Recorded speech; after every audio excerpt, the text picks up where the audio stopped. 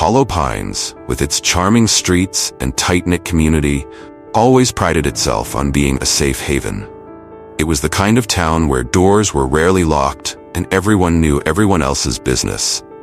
But in the fall of 2003, that sense of safety was shattered forever when 8-year-old Clara Sands disappeared, leaving behind a mystery that continues to haunt the town. October 18, 2003, started like any other autumn day in Hollow Pines. The sun peeked through the crimson and gold leaves, and the scent of wood smoke lingered in the air. Clara Sands, a bright and curious second grader, had been outside playing with her dog, Daisy. Her mother, Evelyn, remembered hearing Clara giggle as she tossed a stick for Daisy to fetch. It was one of those moments that seemed so ordinary, until it wasn't. Evelyn stepped inside to answer the phone. The call lasted less than 5 minutes, but when she returned, Clara was gone. At first, Evelyn assumed her daughter had wandered into the woods that bordered their backyard. Clara loved to explore, often returning with pockets full of acorns and interesting rocks. But as the minutes ticked by and her calls went unanswered, Evelyn's worry turned to panic. She alerted her husband, Tom, who was working in the garage, and they began searching frantically. When they found Daisy sitting by the garden gate, whimpering, they knew something was wrong. The dog, usually full of energy, refused to budge, staring intently toward the forest. Within hours, the entire town had mobilized to search for Clara. Volunteers formed search parties, combing through the woods with flashlights and calling her name. Hollow Pines had never experienced anything like this before. The police set up a command post in the town square, and the local news began covering the story. Sheriff Dean Harmon, a seasoned lawman nearing retirement, led the investigation. "Children don't just vanish," he told reporters. "Someone knows something, and we're going to find out what it is." As the days turned into weeks, the search expanded. Helicopters, bloodhounds, and even psychics were brought in, but the only clue was the single muddy footprint near the fence. It was too small to belong to an adult, but didn't match Clara's shoes either. The discovery of the footprint fueled speculation that another child might have been involved. Small towns are fertile ground for rumors, and Hollow Pines was no exception. The white van seen in the neighborhood became a focus of attention. Some residents claimed it had been parked near the Sands house on multiple occasions in the weeks leading up to Clara's disappearance. When police tracked it down, the owner, a local handyman named Eric Moss, was cooperative. He insisted he had no connection to the case and provided an alibi that checked out. But suspicions didn't stop there. The townsfolk began to eye each other with unease. Every stranger passing through Hollow Pines was scrutinized, and longtime residents found themselves under suspicion. One man, Marcus Tate, a reclusive artist who lived on the outskirts of town, became a target of public ire. Children in the area often teased that his cabin was haunted, and his eccentric behavior made him an easy scapegoat. Despite his protests of innocence, the whispers persisted. On November 10th, 3 weeks after Clara vanished, 2 hikers stumbled upon her body in a shallow creek bed. The discovery was both a relief and a devastating blow to the community. Clara was found lying on her side, partially submerged in the icy water. Her jacket was missing, and her clothes were torn in places, but there were no signs of sexual assault. The autopsy revealed that she had drowned, but the bruises on her arms and neck suggested she might have been restrained. The note in her shoe, "I'm sorry, I had to go," only deepened the mystery. Handwriting analysis suggested it could have been written by Clara, but why would an 8-year-old write such a message? And when? Sheriff Harmon was at a loss. "We've got more questions than answers," he admitted during a press conference. "But we won't rest until we find out what happened to Clara." As investigators dug deeper, they uncovered unsettling details about the days leading up to Clara's disappearance. Evelyn recalled an incident where Clara had come home from school unusually quiet. When pressed, she mentioned a new friend she had met in the woods. Clara didn't elaborate, and Evelyn assumed it was an imaginary playmate. Looking back, she wondered if it had been something or someone real. Another lead came from Clara's teacher, who reported that the little girl had drawn a series of pictures in class depicting a tall man with no face. The images, drawn in crude crayon strokes, showed the figure standing in the woods, watching her. While many dismissed this as the product of a child's imagination, others weren't so sure. In the absence of concrete evidence, theories about Clara's death abound. The stranger in the woods. Could Clara have been lured away by a predator who had been stalking the area? The white van and the rumors of a mysterious figure both seem to support this theory. A local connection. Some believe the killer was someone Clara knew and trusted, which would explain why there were no signs of a struggle at the scene of her disappearance. The Hollow Man legend. The urban legend of the Hollow Man gained renewed attention after Clara's death. Some residents claimed to hear a child's laughter near the creek at night, and others reported strange sightings in the woods. 20 years later, Clara Sands' case remains unsolved.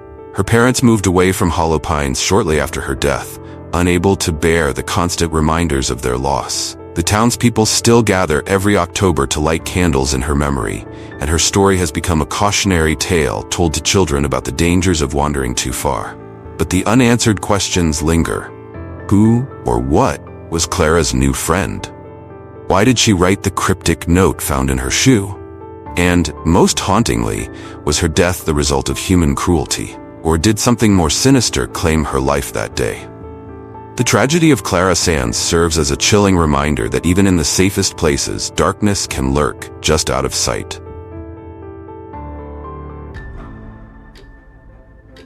In 1987, 17-year-old Sarah Reed was ready to leave behind the quiet, desert town of Sagebrush, Nevada. She was a free spirit, brimming with dreams of starting over in Los Angeles, where she hoped to find a fresh start and opportunities far beyond what her small-town life could offer. Armed with youthful optimism and a backpack full of essentials, Sarah set out on a journey she thought would change her life for the better. Instead, she would encounter unimaginable horror that tested her will to survive. On a warm September afternoon, Sarah found herself hitchhiking along Highway 50, a desolate stretch known as the loneliest road in America. A rusted blue van pulled up, and the driver, a middle-aged man who introduced himself as Daniel Parker, offered her a ride. With a friendly smile and an easygoing demeanor, Daniel seemed harmless, even kind. Sarah hesitated, but ultimately accepted the ride, eager to reach her destination before nightfall. As they drove, Daniel made small talk, asking Sarah about her plans in Los Angeles. He offered her snacks and played music on the radio, lulling her into a false sense of security. But as the sun began to set, Daniel's demeanor shifted. He grew quiet, his eyes darting between the road and the surrounding wilderness. When he abruptly turned onto an unmarked dirt road, claiming it was a shortcut, Sarah's instincts screamed that something was wrong.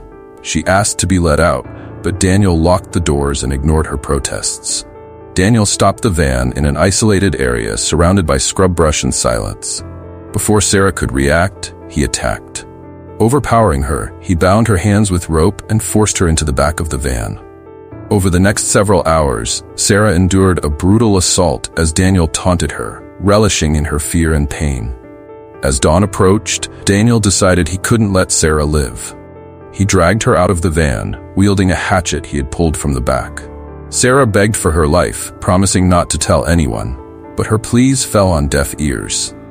With chilling precision, Daniel swung the hatchet, severing Sarah's left arm just below the elbow. When she collapsed in agony, he moved to her right arm and did the same. Believing she would bleed out within minutes, Daniel pushed her body into a nearby ravine and drove away. What Daniel Parker didn't anticipate was Sarah's incredible will to live. Despite the excruciating pain and massive blood loss, Sarah refused to give up. She pressed the stumps of her arms into the dirt to slow the bleeding, a desperate act of ingenuity that doctors later said likely saved her life. With no one around to help, Sarah knew she had to save herself. She crawled out of the ravine, navigating through sharp rocks and thorny bushes in the pitch dark.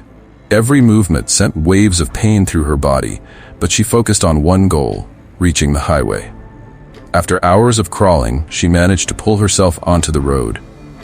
As the first rays of sunlight broke over the horizon, Sarah began staggering along the asphalt, her arms raised above her heart to slow the blood flow. The sight was so haunting that the first motorist who saw her sped away in terror.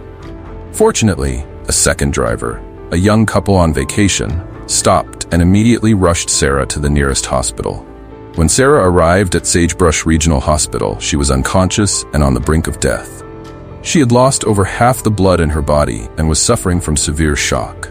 Surgeons worked tirelessly to stabilize her, clean her wounds, and prevent infection. Miraculously, Sarah pulled through, defying every expectation. Her recovery was long and grueling. For weeks she remained in the hospital, enduring surgeries and intense physical therapy. The trauma of the attack left deep emotional scars, but Sarah's determination to reclaim her life never wavered. She quickly adapted to the use of prosthetic arms, learning to perform everyday tasks with remarkable resilience. Even as she recovered, Sarah was determined to help law enforcement catch her attacker. She provided a detailed description of Daniel Parker, his van, and the events leading up to the attack. Her courage and clarity gave investigators the leads they needed to launch a nationwide manhunt. 2 weeks later, Daniel Parker was apprehended in a neighboring state after a highway patrol officer recognized his distinctive van. Inside, police found the blood-stained hatchet, Sarah's backpack, and a rope matching the one used to bind her hands. Parker's arrest ended a violent spree that could have claimed more lives if not for Sarah's bravery. The trial of Daniel Parker drew widespread media attention. Sarah took the stand, recounting the harrowing details of her attack with unshakable composure. The courtroom sat in stunned silence as she described the moment she realized her arms were gone and her determination to survive against all odds. Parker's defense team attempted to argue that he was mentally ill, but the evidence against him was overwhelming. His lack of remorse and history of violence sealed his fate. After just a few hours of deliberation, the jury found him guilty of attempted murder, kidnapping, and aggravated assault. He was sentenced to life in prison without the possibility of parole. Sarah's life after the trial was anything but easy, but she refused to let her attacker define her. Over the years, she dedicated herself to regaining her independence, mastering the use of her prosthetic arms, and rebuilding her confidence. She enrolled in art therapy classes, learning to paint and draw with her prosthetics, and discovered a passion for advocacy. Determined to turn her pain into purpose, Sarah became a public speaker, sharing her story at schools, community centers, and victim support groups. She warned against the dangers of hitchhiking and advocated for stronger protections for victims of violent crime. Her courage and resilience inspired countless people, many of whom credited her with helping them find strength through. Today, Sarah Reed's story is remembered as a testament to the strength of the human spirit. Despite enduring unimaginable cruelty, she chose to fight, survive, and thrive. In interviews, Sarah often reflects on her journey with a mix of sorrow and gratitude. "I wouldn't wish what happened to me on anyone," she once said, "but I'm grateful for the life I've built since then. I'm not just a survivor, I'm a fighter." Sarah's name has become synonymous with hope, resilience, and the power of the human will to overcome even the darkest moments. Her story continues to inspire and remind the world that even in the face of unimaginable adversity, survival is possible.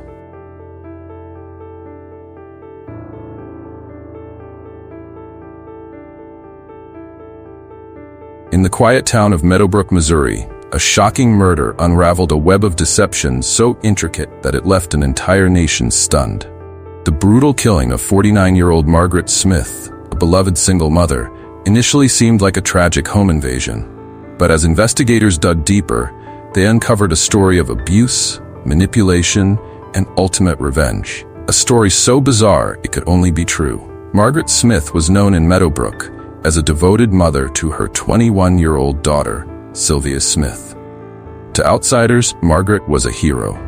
She had raised Sylvia alone while battling Sylvia's severe health problems, including leukemia, muscular dystrophy, and a rare digestive disorder that required a feeding tube.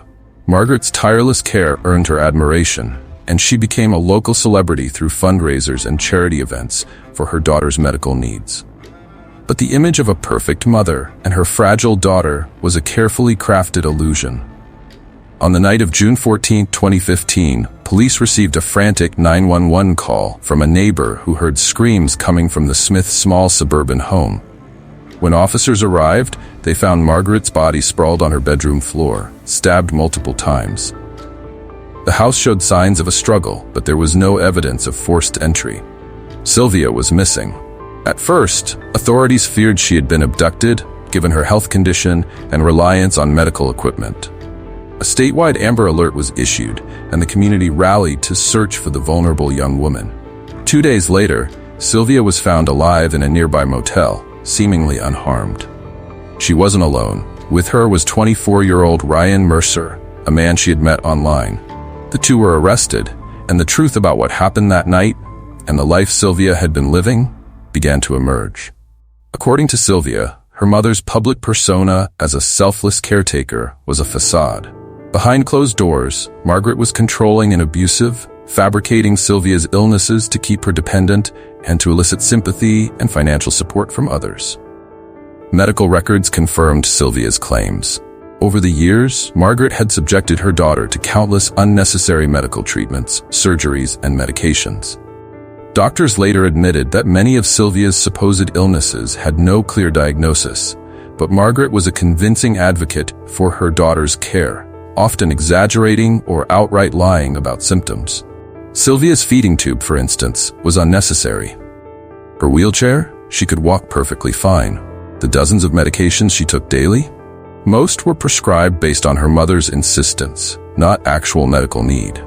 Experts later diagnosed Margaret with Munchausen syndrome by proxy, a rare mental disorder in which a caregiver fabricates or induces illness in someone under their care to gain attention or control. For Sylvia, this meant a lifetime of isolation, pain, and manipulation, until she finally snapped. Sylvia met Ryan Mercer in an online forum for people seeking emotional support. Their connection quickly deepened, and Sylvia confided in Ryan about the abuse she endured. Desperate to escape her mother's control, Sylvia and Ryan began planning Margaret's murder. Sylvia believed it was the only way she could ever be free. On the night of the killing, Ryan entered the Smith home while Margaret slept. Sylvia reportedly encouraged him and even helped by unlocking the door. What followed was a violent struggle that ended with Margaret's death. At trial, Sylvia's defense team painted her as a victim who had been psychologically imprisoned by her mother for years. They argued that the years of abuse had left her with severe PTSD and a warped sense of reality, leading her to believe murder was her only escape. Ryan, on the other hand, was portrayed as a willing participant who carried out the plan. The prosecution, however, portrayed Sylvia as a manipulator who could have sought help from authorities instead of resorting to murder. They argued that while Margaret's actions were abusive, her death was premeditated and deliberate.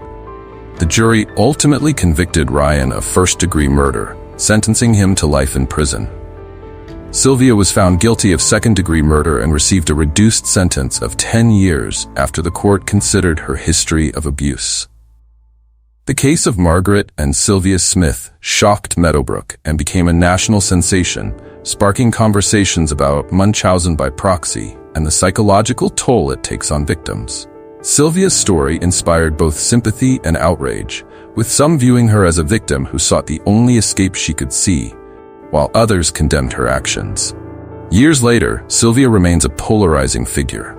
In interviews from prison, she has expressed remorse for her role in her mother's death, but also relief at finally being free. "I just wanted to live my own life," she said. "I didn't know how else to get there." Thank you for watching. If you found these stories gripping and want to hear more tales of survival, mystery, and true crime, don't forget to hit the like button and subscribe to our channel. Turn on the notification bell so you never miss a new video, because the next story might just leave you speechless. Stay safe, stay curious, and we'll see you in the next one.